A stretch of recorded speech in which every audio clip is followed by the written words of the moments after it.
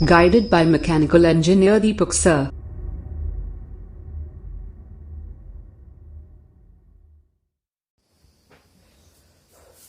Hi friends, good morning to all of you. आज के date में आप लोगों को मैं टाइम एंड वर्क पढ़ाने वाला हूँ और टाइम एंड वर्क में हमारा RS अग्रवाल का कंप्लीट मैं सॉल्यूशन करवा दिया था और आज के डेट में हम लोग राकेश यादव का सॉल्यूशन देखेंगे। और यहाँ पे आप लोगों को राकेश यादव साथ में किरण पब्लिकेशन और उसके बाद सागिर अहमद का आपका कंप्लीट सॉल्यूशन मिलेगा। मीन्स आपको इस चैनल पे कंप्लीट राकेश यादव और उसके बाद दूसरा में आपका सागिर अहमद और तीसरा में आपका RS अग्रवाल और उसके बाद एक और है आपका फोर्थ है किरण पब्लिकेशन। इतने सारे बुक का सॉल्यूशन हम लोग इस चैनल पे देखेंगे और कंप्लीट मैं सॉल्यूशन यहाँ पे करवाऊंगा। और उसके साथ ही NTPC और आपका ग्रुप बी का कंटिन्यूसली रीजनिंग और मैथमेटिक्स चालू है। और रीजनिंग हमारा जो भी इसके पहले प्रीवियस ईयर जो पेपर हुआ था वहां से मैं क्वेश्चन लेकर के करा रहा हूँ। जितने भी एग्जाम में क्वेश्चन आया था प्रीवियस ईयर में वो सारे क्वेश्चन को मैं डिस्कस कर रहा हूँ यहाँ पे। तो जो लोग भी हमारे चैनल पे न्यू है हमारे चैनल को सब्सक्राइब कर ले ताकि हमारे आने वाले अगले वीडियो की अपडेट आपको मिलते रहे। तो चलिए बढ़ते हैं हम लोग अपने चैप्टर की तरफ। हमारा चैप्टर है आज टाइम एंड वर्क, जो कि हम लोग राकेश यादव पब्लिकेशन से, जो कि हैंड रिटन नोटबुक है, उसी से हम लोग कर रहे हैं। तो आइए डिस्कस करते हैं हम लोग पहला क्वेश्चन।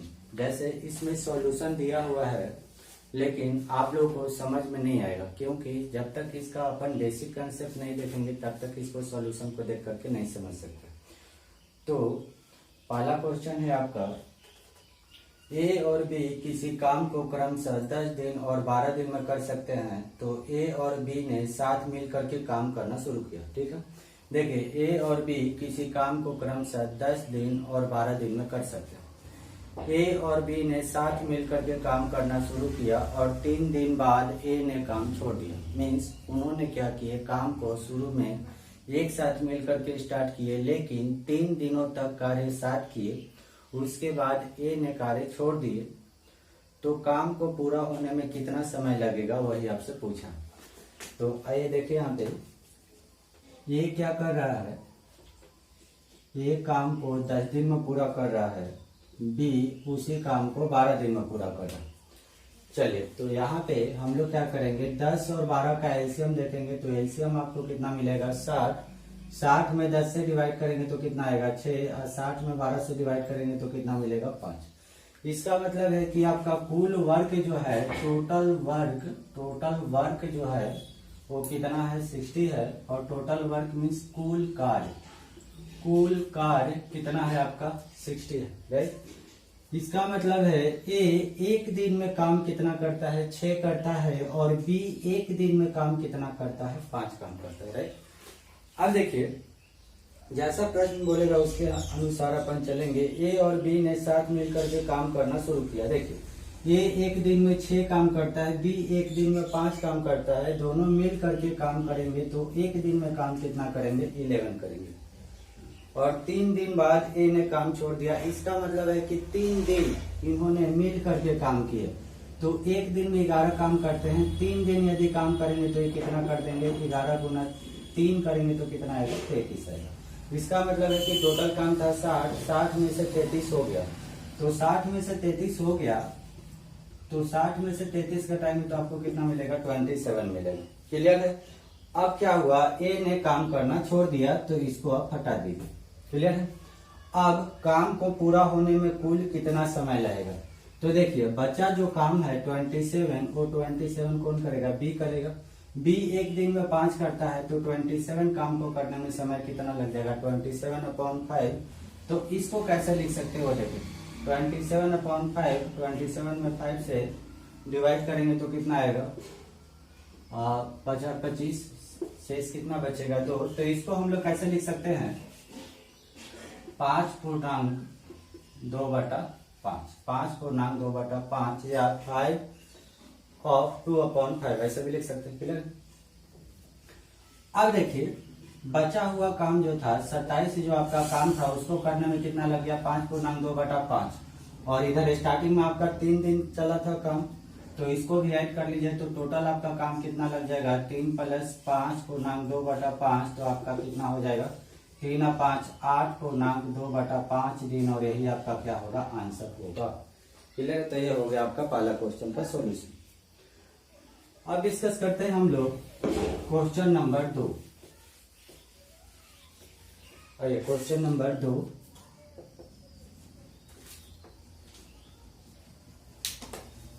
देखिए ए और बी ने साथ मिलकर के काम करना शुरू किया।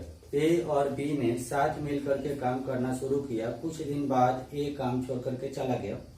पूरा काम 9 दिन में खत्म हुआ। तो ए कितने दिन बाद काम छोड़ा? अगर ए और बी को क्रमशः 10 और 15 दिन लगते। देखिए ए कोई काम को 10 दिन में करता है, बी 15 दिन में करता है और उन लोगों ने क्या किए स्टार्टिंग में साथ में ही काम करना स्टार्ट किए, लेकिन ए कुछ दिनों के बाद काम को छोड़ दिया और पूरा काम 9 दिन में कंप्लीट होता है। तो आपसे पूछा है कि ए काम छोड़ करके गया था तो कितने दिन बाद गया था, वही आपसे पूछा। तो चलिए यहाँ पे देखिए ए काम को कितना दिन में कर रहा है। ए आपका काम कितना दिन में कर रहा है 10 दिन और बी आपका काम कितना दिन में कर रहा है 15 दिन। 10-15 का एलसीएम कितना हो जाएगा 60। 60 में 10 से डिवाइड करेंगे 6, 60 में 15 से डिवाइड करेंगे कितना 4। अब जैसा कंडीशन बोलेगा उसके हिसाब से चलेंगे। देखिए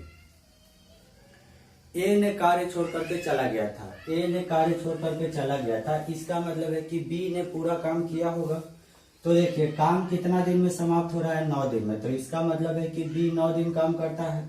तो बी एक दिन में 4 काम करता है, 9 दिन काम करेगा तो कितना करेगा 4 × 9।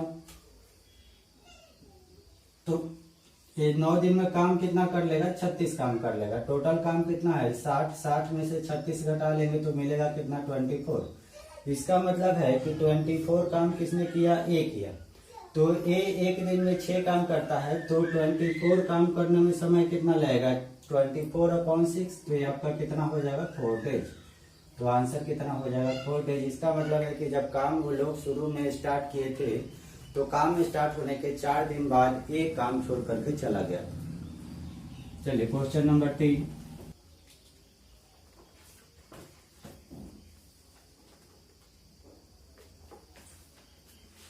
चलिए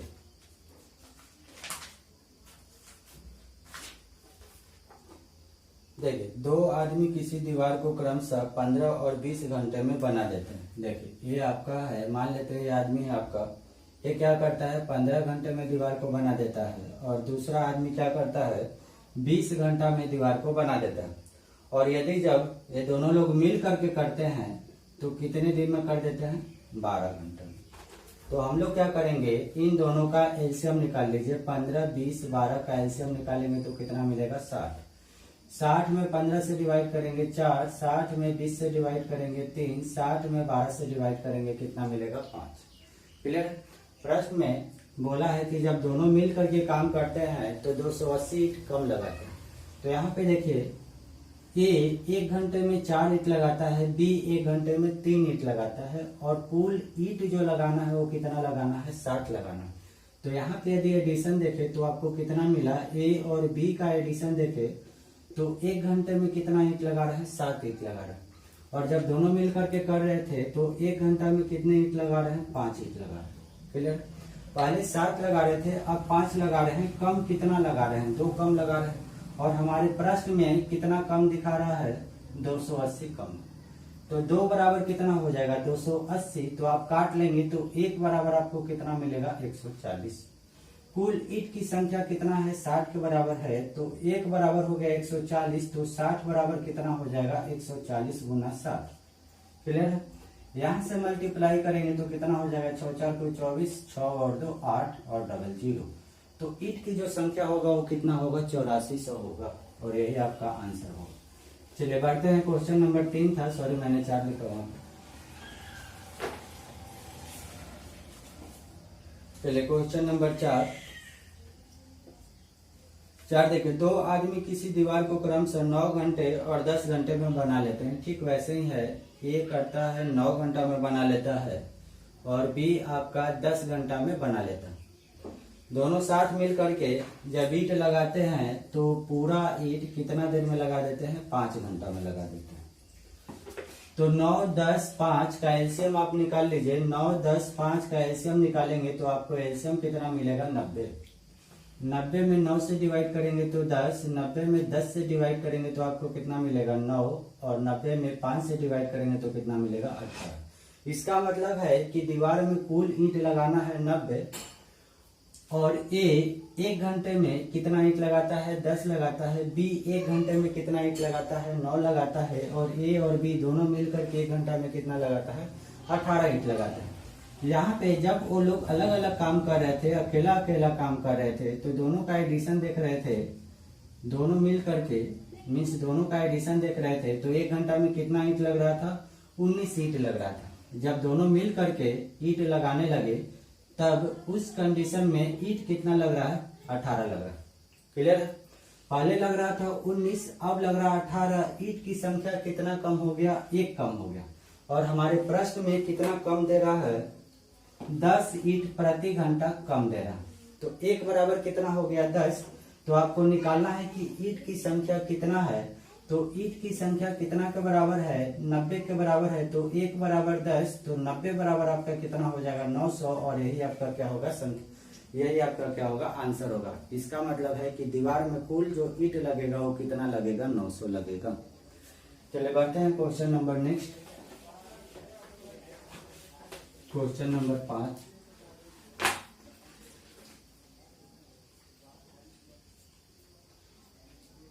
देखिए, 2 समान ऊंचाई की मोमबत्ती क्रमशः 4 और 6 घंटे में पूरी तरह जल जाती है। अगर दोनों अपने अस्थायी चाल से एक ही समय पर जलना शुरू करें तो ज्ञात करें कि कितने समय बाद उनके ऊंचाई का अनुपात 2:3 हो जाएगा। चलिए यहाँ पे देखिए, ए 4 घंटे में पूरा जल जाता है और बी 6 घंटा में पूरा जल जाता है।